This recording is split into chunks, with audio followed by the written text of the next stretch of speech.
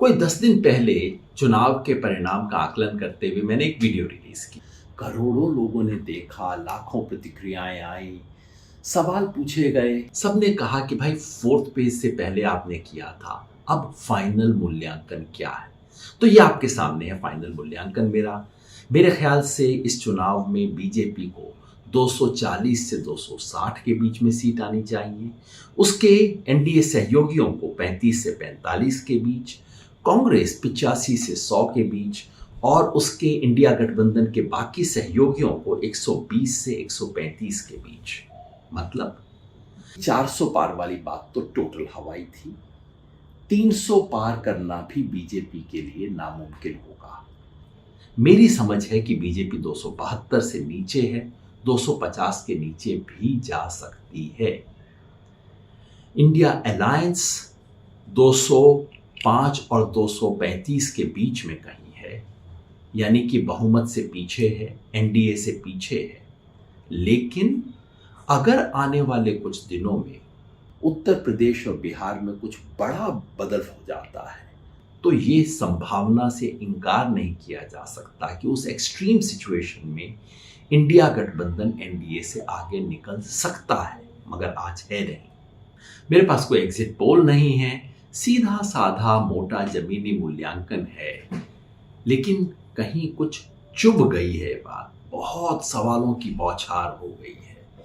एक बात हर कोई पूछता है कि साउथ में और ईस्ट में क्या बीजेपी गेन नहीं कर रही, और वहां के गेन्स होंगे, बाकी के लॉसेस तो बराबर हो जाएंगे। इस बात में छोटा सा सच का अंश है। सच का अंश ये है कि हाँ, जो तटीय पट्टी है केरला से लेकर उड़ीसा तक, इसमें बीजेपी के वोट बढ़ेंगे, थोड़ा सा सीट का भी फायदा होगा। शुरुआत यहीं से कर लेते हैं, बीजेपी के गेन्स देख लेते हैं। फायदा उतना नहीं जितना वो सोचते हैं। केरला, तमिलनाडु और पौंडीचेरी मिला के बीजेपी की अपनी सीट सिर्फ 2 बढ़ सकती है। एलाइज को भी 2 और सीट आ सकती है। आंध्र में बीजेपी के एलाई टीडीपी और जनसेना ने बहुत अच्छा परफॉर्म शायद किया है। कुल मिला के इन्हें 15 सीट आ सकती हैं। बीजेपी की अपनी सीट बढ़ेंगी 3।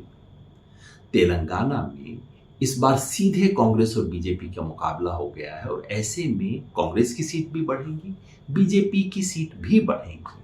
ये भी संभव है कि लगभग बराबर हो जाए। मान लीजिए 4 सीट बीजेपी की और बढ़ गई, पहले ही 4 थी, 8 पे पहुंच गई।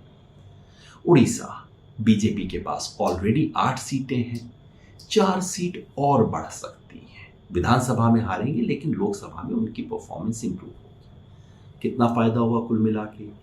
13 सीट का। अब दक्षिण भारत के बाकी बचे हुए राज्य पे आ जाइए। कर्नाटका, खाली कर्नाटका में बीजेपी को कम से कम 13 सीट का नुकसान है।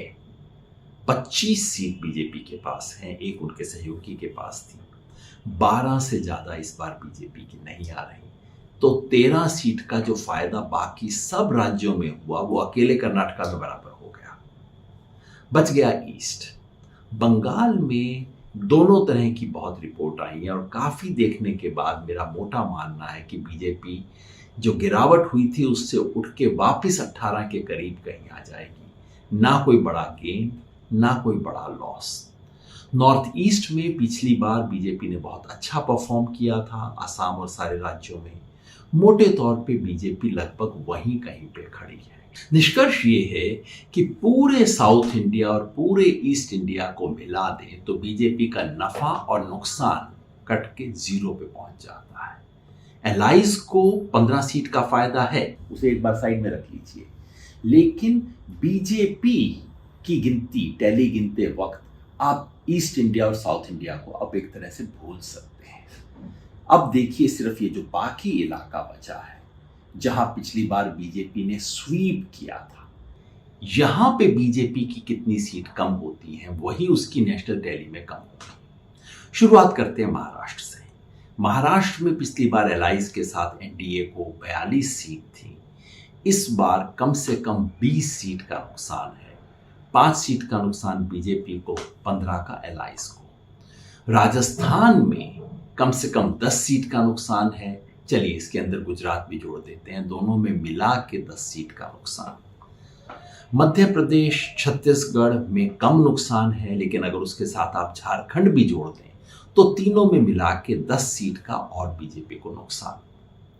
हरियाणा में बीजेपी के खिलाफ एक आंधी सी है, हरियाणा और दिल्ली में 10 सीट का नुकसान, और उधर पंजाब, हिमाचल प्रदेश, चंडीगढ़, जम्मू कश्मीर, लद्दाख में मिला के 5 सीट का और नुकसान। बच गया उत्तर प्रदेश और उत्तराखंड, जहां मेरे अनुमान से बीजेपी को कम से कम 10 सीट का नुकसान है।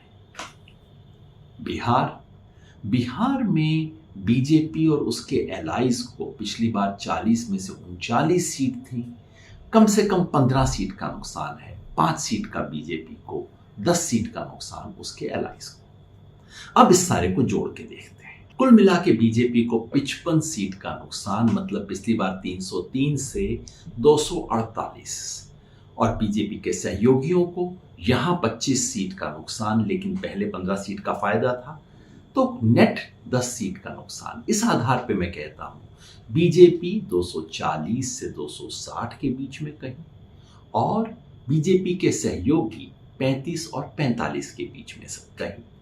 मतलब ये कि ये चुनाव पलट चुका है, और अगर आने वाले 2 चरणों में उत्तर प्रदेश, बिहार और हरियाणा और दिल्ली में यह आंधी अगर और पकड़ ले, तो ये भी हो सकता है कि एनडीए ही 272 के नीचे रुक जाए।